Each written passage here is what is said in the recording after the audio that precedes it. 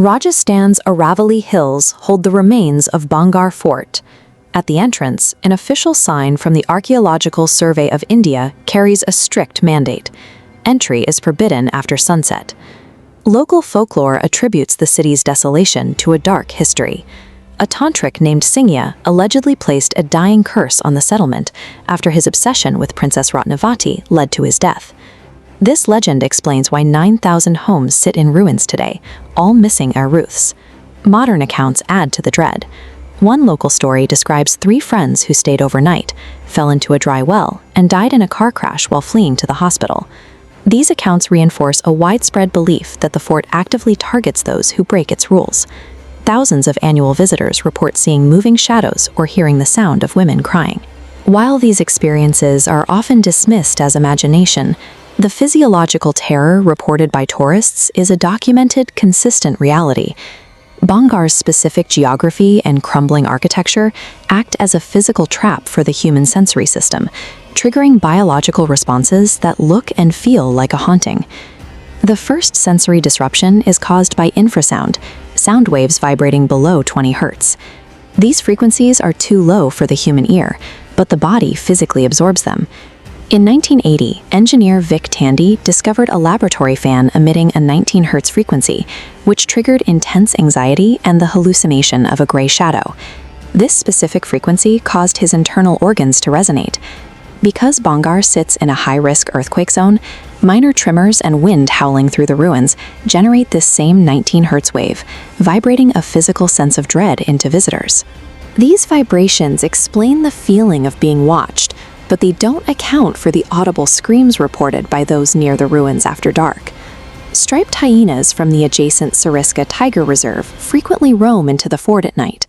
Their nocturnal distress calls and vocalizations are often mistaken for the sound of human suffering.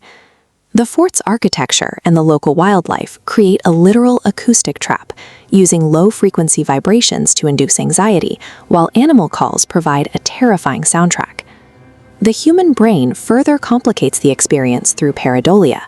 This is a survival trait that forces us to find faces and human figures in chaotic or random patterns. For our ancestors, mistaking a shadow for a predator was a safe error. Missing a real threat was fatal. Consequently, our brains are wired to prioritize false positives when visibility is low. In the low-light environment of Bhangarh, the human brain constantly struggles to interpret the jagged shadows of the crumbling pillars.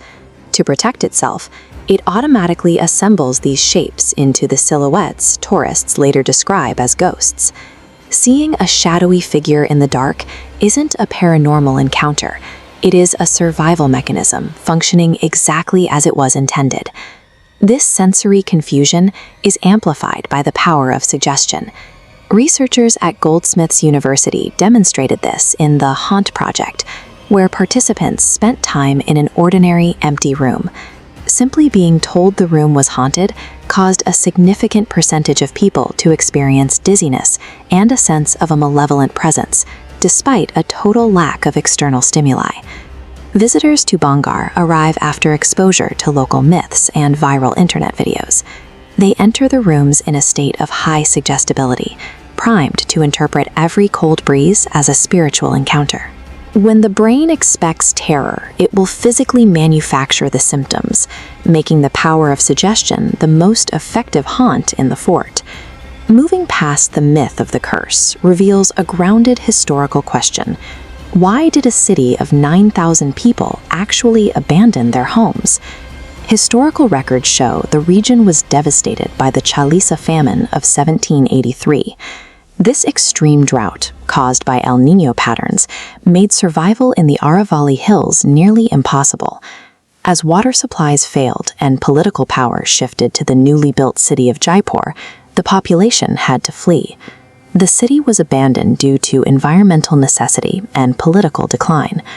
The Archaeological Survey of India warning sign at the gate is a standard administrative notice regarding site safety and the protection of government property. The curfew exists because the ruins are structurally unstable and sit on the edge of a massive tiger reserve. The real dangers after dark are falling stone and predators like the Bengal tiger. The true history of Bhangarh is a tragedy of climate and survival, while its modern reputation is a byproduct of wildlife management. It is worth asking why a story about an evil tantric survived, while the documented evidence of a devastating drought was largely forgotten. A drought is an impersonal, environmental catastrophe, with no one to blame. The myth of Singya, however, provides a specific villain and a clear motive, turning a random natural disaster into a story with a beginning, middle, and end. By framing the city's fall as a curse, the narrative creates a sense of order.